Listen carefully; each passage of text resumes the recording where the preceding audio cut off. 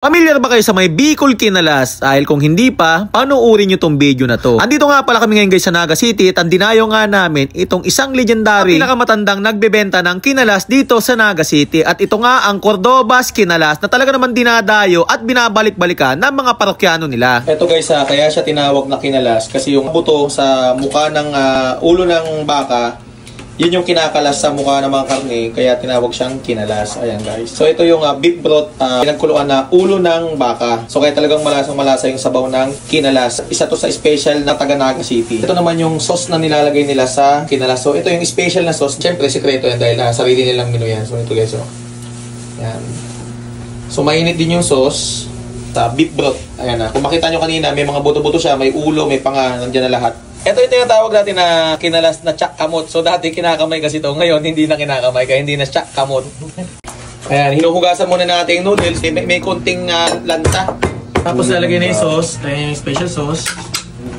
Tapos ito na guys yung ulo ng baka. So kinakalasan na siya ng laman. Tinawag na kinalas yan kasi ito yung ulo ng baka. Kinakalas yung pinakalaman sa mga mukha tsaka ulo ng baka. Ayan, nilalagay na yung laman ng baka. At dito pa nga guys, pinakita pa nga nila sa atin kung paano nila pine-prepare o hinahanda itong beef kinalas. Ilang taon na po ba itong Cordobas Kinalas? 27 years. 27 years.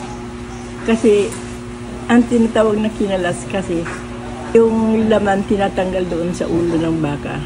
Sa ulo ng baka? Oo, sa ulo ng baka. Tapos yun po yung pinaka-topping sa, topping sa noodles. Sa noodles. So guys, nandito tayo ngayon sa may Cordobas Kinalas. Dito lang guys sa Naga City. Guys, ito yung isa sa pinakamatandang kinalasan dito sa Naga City guys. Guys, bakit siya tinawag na kinalas? So yung ulo ng baka na nilaga, pinakuluan doon sa may kaldero na malaki. So pinakuluan sa sabaw. Kinakalas niya yung laman na ulo ng baka. So ito yung tinatoppings. Ito na yung nasa ibabaw ng kinalas. Kaya siya tinawag na kinalas. So mahabang proseso guys ng pagpapakulo ng baka. Kaya naman talaga mahihit niya yung pinakalasa ng beef broth na isinasabaw nila dito sa beef kinalas. So guys kaya tinawag to na tsak kamot dati. Ang bansang nila dito tsak kamot kasi kinakamay nila yung noodles. Pero ngayon guys hindi na kinakamay kasi way back 90s pa yon. Pag napunta kayo ng Naga City, dayuhin nyo lang tong Cordobas Kinalas guys, isa sa pinaka-legendaryong kinalasan to sa Naga City. So tikman na natin guys. Tapos ito yung chicharon. Guys, depende sa inyo kung gusto niyo lagyan ng chicharon. Kung ayaw niyo naman, okay lang din naman. Tikman natin. Ay grabe. Guys, bata pa lang ako, ito na yung kinakain ko dito sa Naga City. So talaga yung kinalas na to guys, bata pa ako, ito na yung pinakakilala sa buong Naga City. Wala nagbago guys hanggang ngayon.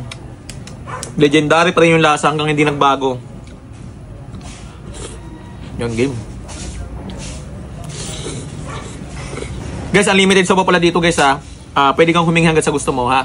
So guys pag napunta kayo ng Naga City, napadayo kayo dito at may pinuntahan kayo. So huwag niyong kakaligtaan na dumayo dito at matikman yung Cordobas Kinalas guys Open to guys ng 7 AM hanggang 8 PM guys Medyo agahan nyo lang kasi minsan maaga maubos. Pinipilaan to guys at talagang kahit search nyo to sa YouTube, sa mga guys lagi to nababalita sa TV.